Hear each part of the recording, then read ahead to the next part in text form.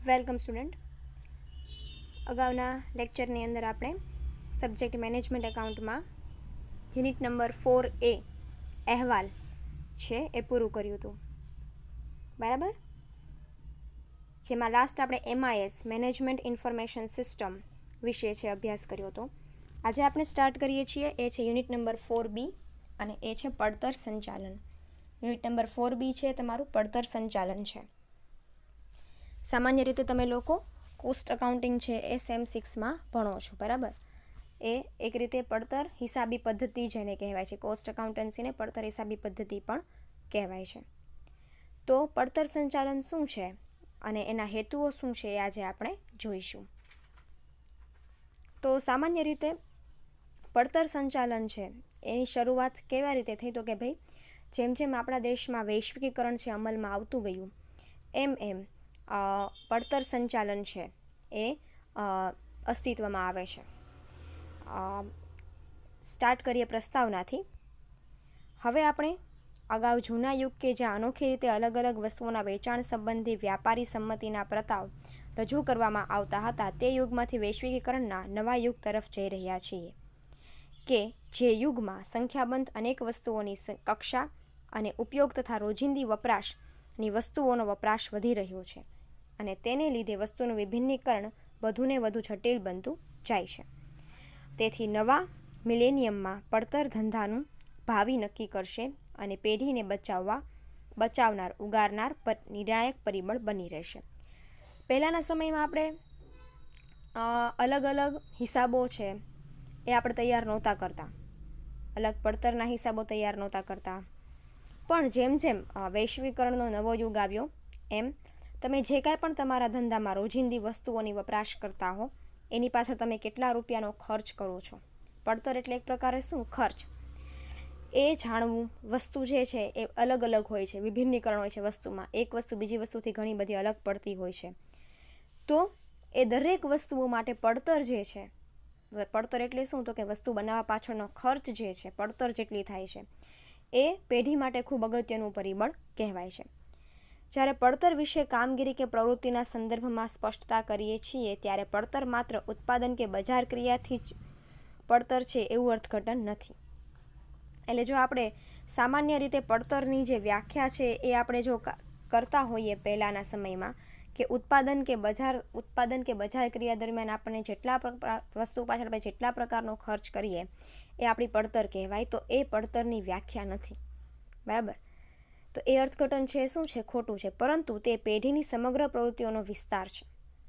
પેઢી માટે ખૂબ અગત્યનું હોય છે પડતર, બરાબર.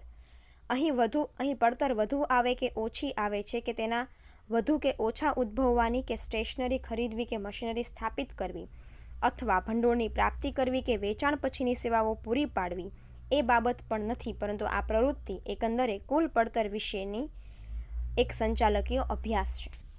માત્ર આપણે શું કરીએ તો કે આપણે કોઈ પણ એક પ્રવૃત્તિ કરતા હોઈએ ને તો એ પ્રવૃત્તિ પાછળ આપણે કેટલો ખર્ચ કરીએ છીએ ને એની ગણતરી કરીએ.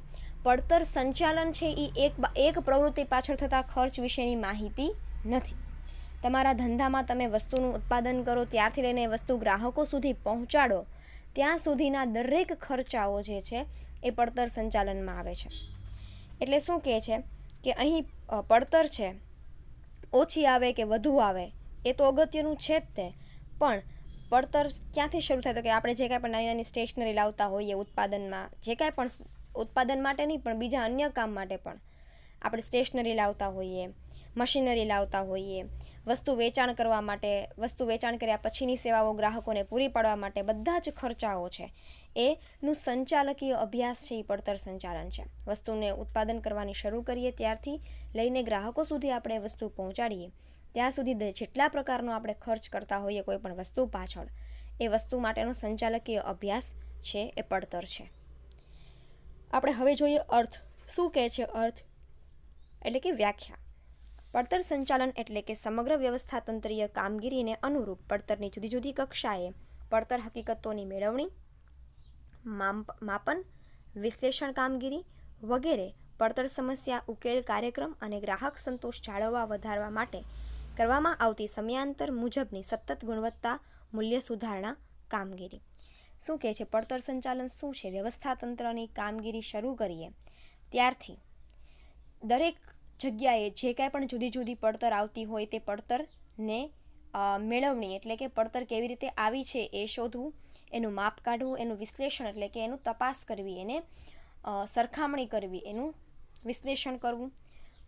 ઉપરાંત પડતરના કાર્યક્રમોની શરૂઆત, પડતરની શરૂઆતથી લઈને ગ્રાહકોને વસ્તુ પહોંચાડીએ ત્યાં સુધી ગ્રાહકોનો સંતોષ જળવાય અને ગ્રાહકોને વસ્તુમાંથી વધારે ને વધારે સંતોષ મળે એ પ્રમાણે યોગ્ય સમયાંતરે દરેક વસ્તુની ગુણવત્તાનું મૂલ્ય સુધારવાની કામગીરી, વસ્તુના ઉત્પાદન કરવાથી લઈને વસ્તુની જુદી જુદી કક્ષાએ જે કાંઈ પણ પડતર આપણને થતી હોય એ પડતરને મેળવવી, એનું માપ કરવું, એની માપણી કરવી, એનું વિશ્લેષણ કરવું, એમાં કોઈ પણ પ્રકારની સમસ્યા હોય તો એનો ઉકેલ લાવવો અને એ વસ્તુમાં ગ્રાહકોનો ઇન્ટરેસ્ટ, ગ્રાહકોનો સંતોષ જળવાઈ રહે અને એ સમયાંતરે વધે એવી ગુણવત્તાયુક્ત કામગીરીને પડતર સંચાલન કહે છે. આ પડતર સંચાલનના હેતુઓ કેટલા છે? તો કે આપણે ડાયરેક્ટ હેતુઓ જ જોઈએ. પડતર સંચાલનના મુખ્ય 5 હેતુઓ છે. બરાબર. પહેલો હેતુ છે એ છે પડતર હકીકતોની માહિતીની એકત્રીકરણનો હેતુ. ઉત્પાદન કક્ષાએ પડતર સાથે સંબંધિત હોય તેવી પ્રત્યક્ષ અને પરોક્ષ માહિતીઓ અંગેની જાણકારી મેળવવી, એકત્રીકરણ કરવું, તે મુજબ પડતર હકીકતો વિશે પડતર સંચાલન અર્થે માહિતીને સંપાદિત કરવામાં આવે છે. શું કહે છે કે પડતર સંચાલન છે એનું સૌથી પહેલો હેતુ છે કે તમને જ્યાં જ્યાંથી તમારા ધંધામાં તમને ખર્ચ થાય છે, પડતર થાય છે, એ હકીકતોને, માહિતીને ભેગી કરવી. તમને ડાયરેક્ટ પ્રત્યક્ષ અને પરોક્ષ પડતર વિશેની માહિતી. તમારા ધંધામાં અમુક પડતર છે એ પ્રત્યક્ષ હોય છે, અમુક પડતર છે પરોક્ષ હોય છે, એ વિશેની ચોક્કસ માહિતી ભેગી કરવી અને ક્યાંથી કેવી રીતે આપણે કઈ કઈ જગ્યાએ આપણા પૈસાઓનો ખર્ચ કરીએ છીએ, આપણે પડતર કરીએ છીએ ઉત્પાદનમાં, એ દરેક જગ્યાએથી યોગ્ય માહિતી મેળવવાનો હેતુ સૌથી પહેલો છે પડતર સંચાલનનો. બરાબર. બીજું, સંપાદિત પડતર માહિતીને ક્રમિક રાખવાનો હેતુ. તમને જે માહિતી મળે છે, પડતર સાથે જોડાયેલી જે કાંઈ પણ માહિતી મળે છે, એ માહિતીને યોગ્ય સમયને અનુરૂપ, સમયના આધારે એનું વિશ્લેષણ કરવું, એને ગોઠવણી કરવી. બરાબર. સંપાદિત પડતર માહિતીને ક્રમિક રાખવાનો હેતુ. પડતર હકીકતોનું એકત્રિત વિગતોનું યોગ્ય રીતે અને યોગ્ય સમયે અનુકૂળ વિશ્લેષણ કરી શકાય તે હેતુથી આવી દરેક સંબંધિત હોય તેવી પડતર હકીકતોને આંખ પ્રતિ વડે ક્રમિક બનાવવામાં આવે છે. ટૂંકમાં પડતર હકીકતોને યોગ્ય ક્રમ નક્કી કરવાનો હેતુ અહીં ધ્યાને લેવાય છે. તમને ઉત્પાદનની શરૂઆત કરો ત્યારથી કઈ જગ્યાએ યોગ્ય સમયે યોગ્ય રીતે તમે પડતર કરી છે એનો સમયને અનુરૂપ તમારે શું કરવાનું છે? ક્રમ અનુસાર ગોઠવણી કરવાની છે માહિતીની. બરાબર. એટલે કે સૌથી પહેલું જે છે માહિતીનું એકત્રીકરણ કરવું. જ્યાં જે જગ્યાએ ઉત્પાદન દરમિયાન તમે પડતર કરો છો, પ્રત્યક્ષ હોય કે પરોક્ષ હોય, એની જાણકારી લેવી, એની માહિતીનું એકત્રીકરણ કરવું. મળેલી માહિતીને શું કરવાની છે? તો કે એને ક્રમ અનુસાર ગોઠવવાની છે. સમયના આધારે તમે જે જગ્યાએ પડતર કરો છો, ઉત્પાદન દરમિયાન જે જગ્યાએ ખર્ચ કરો છો, એ હકીકતોને યોગ્ય સમય પ્રમાણે ગોઠવો, ક્રમિક રીતે ગોઠવો. ત્રીજું, પડતર હકીકતોના વિશ્લેષણ વડે માહિતીના સર્જન અને વિગતો ધ્યાન પર લાવવાનો હેતુ. પડતર હકીકતોના ક્રમ મુજબ અગત્યની અને અસરકારક પડતર વિચલનો કે તફાવતોની, અસામાન્ય પડતરની તથા તેના કારણો અંગેની વિશ્લેષણાત્મક માહિતી પૂરી કરી શકાય તે રીતે વિવિધ પડતર માહિતીનું વિશ્લેષણ કરી સંબંધિત વિગતો પડતર સંચાલનના ધ્યાન ઉપર લાવવાનો અહીં હેતુ છે. એટલે કે તમે જે માહિતી ભેગી કરી છે ક્રમ અનુસાર, એ માહિતીની શું હકીકત છે, એ માહિતીમાં તમને ઉત્પાદન દરમિયાન પડતર ક્યાં કેવી રીતે કરી છે એ વિશેનું જે કાંઈ પણ તમે વિશ્લેષણ કરો છો, એ વિશ્લેષણોની સાચી માહિતી સંચાલકો સમક્ષ લાવવાનો. બરાબર. પડતરોની હકીકતો અનુસાર, અગત્યતા ક્રમ અનુસાર જે કાંઈ પણ તમે તફાવત કે વિચલનો કે એ કાંઈ અલગ પાડો છો, એની માહિતી છે એને વ્યવસ્થિત રીતે એનું વિશ્લેષણ કરીને વિગતવાર તમે તમારા સંચાલકોના ધ્યાન ઉપર લાવો. એનો ત્રીજો હેતુ છે. બરાબર. ચોથું, ધ્યાન ઉપર આવેલ પડતર સંબંધી સમસ્યાઓના ઉકેલ લાવવાનો હેતુ. એટલે કે જ્યારે તમે સંચાલકો સમક્ષ તમારી પડતર અને એની હકીકતો છે, એના આંકડાઓ છે, એનું વિશ્લેષણ છે સંચાલકો સમક્ષ રજૂ કરો છો, ત્યારે સંચાલકોને જ્યાં એવું લાગે કે અહીંયા આ બાબતો વિશે ભૂલ છે, સમસ્યા છે, તો એનો ઉકેલ લાવવો. એટલે ચોથું છે ધ્યાન ઉપર આવેલ પડતર સંબંધી સમસ્યાઓના ઉકેલ લાવવાનો હેતુ.